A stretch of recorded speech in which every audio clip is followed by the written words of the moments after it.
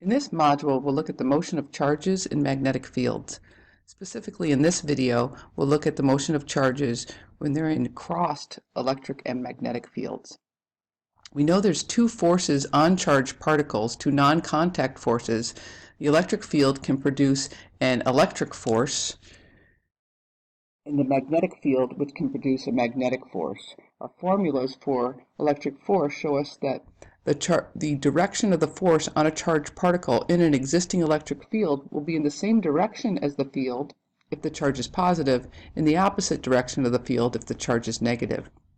For a magnetic force, a charge in an existing magnetic field will be in the direction perpendicular to the magnetic field only if the charge is moving. If the charge is not moving, there will be no magnetic force. If the charge is moving, the direction of that force will be perpendicular to both the magnetic field and the motion of the charged particle, the direction that it's moving. So when there's both an electric field and magnetic field, then the sum of the forces on the charged particle is going to be equal to our magnetic force plus our electric force. And that's what we'll consider. If the magnetic force, for example, we have an electric field in this direction and a magnetic field in this direction, they're perpendicular to each other, and then the fields are said to be crossed. So cross fields were used in the discovery of the electron, and we'll use that to help us analyze what the motion of a charged particle in crossed fields. The discovery of electron is credited to J.J. Thomson in an experiment done in 1897 at Cambridge University. And the cathode ray tube is a modern version of the experiment that he used. Although a cathode ray tube is no longer all that modern, it essentially was behind the old television screens, computer screens, and oscilloscope screens, which have now been replaced with LED or LCD screens due to digital electronics. But if we look at this diagram, it shows the fundamentals that are of the cathode ray tube that allowed J.J. Thomson to do his experiment. We note here that there is a vacuum pump, so everywhere inside this region where we're going to have charge moving, there's a vacuum, so we can control the forces on a moving charge. There's three potential differences set up in this cathode ray tube for the experiment. The first potential difference, this battery here, is set up and it has a loop that current can flow through. So we know when current flows through a conductor, we have a conductor and then a filament like that in a light bulb that can get very hot. But it's still a conductive material. So we know electrons are essentially going to be moving in the opposite direction of the current. Our current will flow in this direction around the loop. So electrons will flow in the opposite direction. This battery here sets up a potential difference. But in this region, although this shows the motion of our electron, but that in this region, there's just an open circuit. So what this potential difference is doing is it's just setting up an electric field pointing away from the positively charged plate. Within that electric field is going to produce a force on this electron moving here, and that's going to be enough force to have it be emitted from this filament that comes to a point, and then it will be accelerated through this electric field until it gets to this plate where the electric field ends, but we show here a little hole in the plate. So this part here is what's called an electron gun, and that's how you can set up an electron gun to fire an electron. Again, we have an evacuated tube, evacuated into a vacuum, both in the electron gun portion and in our screen portion over here. So as these electrons are accelerated through this hole, then there's no longer an acceleration, they're just moving at this initial velocity. They need a force on them to change that velocity. So this is the region here where we can set up cross fields. We have an electric field pointing downward, this shows. The X shows a magnetic field pointing into the page. So they will be cross fields. And this is what we'll analyze our crossed fields. So we'll zoom into this region, and we have an electron that's moving at a velocity, initial velocity as it comes through this hole. And if there's no electric field or no magnetic field set up, it will continue to move in its initial path, which is set up to be a straight path. If we turn on an electric field, since the electric field is pointing downward to a potential difference, the top plate is more positive than the negative plate. The electric force then, since it's an electron, it's a negative charge, so we'll point our negative charge, the electric force will be in the opposite direction, and our electric force will be pointing upward. Again, we have a negative charge. If we then turn on our magnetic field pointing into the page, we need to do our right-hand rule to determine the direction of that force.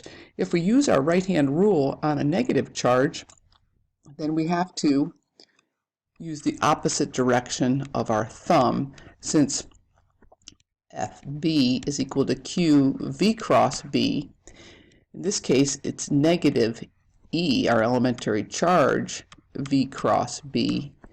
So that's equal to our elementary charge times B cross V. The negative of V cross B is B cross V. So if we point our thumb in the direction, or excuse me, our right hand in the direction of the magnetic field pointing into the page, and then we curl our right hand to the right in the direction of the moving electron, we'll find that our magnetic force is going to be pointing downward. So here we have our magnetic force on the particle. So they're in opposite directions. So we have a potential for equilibrium if we set the magnitude of the electric force equal to that of the magnetic force. The net force on our charged particle would be 0. If the magnitude of our electric force is greater than that of the magnetic force, then through this region, our negatively charged particle, our electron here, will have a force upward. So what will that do to its motion? Its motion will, as it comes into here, it'll start going upward until it gets to this point, and then it will continue on this path. If the magnetic force is greater than the electric force, then the opposite will happen, right? It'll come through here, and it'll be going downward until it gets to this point. It'll be going in this direction, continued on that path. So let's look at how we could set up this experiment. If we first set the electric field and magnetic field both to be 0, we can note the position here that are of y, or along this region here. If this is our y-axis and this is our x-axis, we can note this position. Then we can turn on our electric field. When we turn on our electric field, we're going to have a deflection, and we can measure that resultant y. Well, what is that resultant y? Due to our, since our velocity is the derivative of the acceleration, from this equation we can derive our deflection equation. We only have an acceleration in the y direction due to that electric field, and we can calculate what this deflection would be. So that's really a delta y, but we're calling it y here. Change in position. So when we do that calculation, what is that acceleration in the y direction? Well, that's the electric force. That's the only force divided by the mass of our charge, and that electric force is QE. And we know our acceleration in the x direction is 0.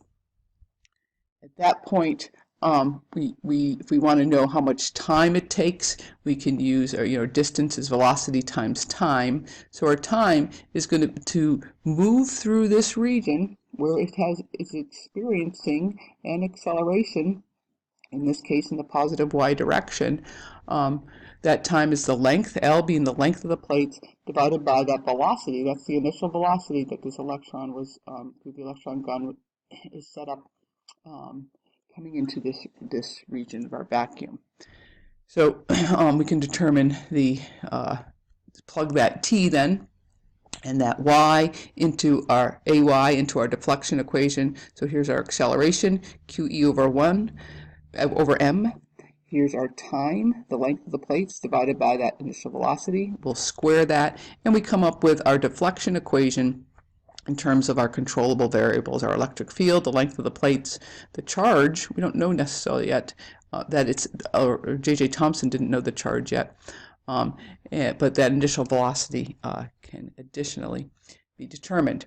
So what we see from this equation is that the direction of the deflection does depend upon the sign of the charge. All these other variables are going to be positive. Our electric field, that's a magnitude of electric field, it's positive. The length of the plate's always positive, the mass. And since we're squaring the velocity, of course, that's positive as well.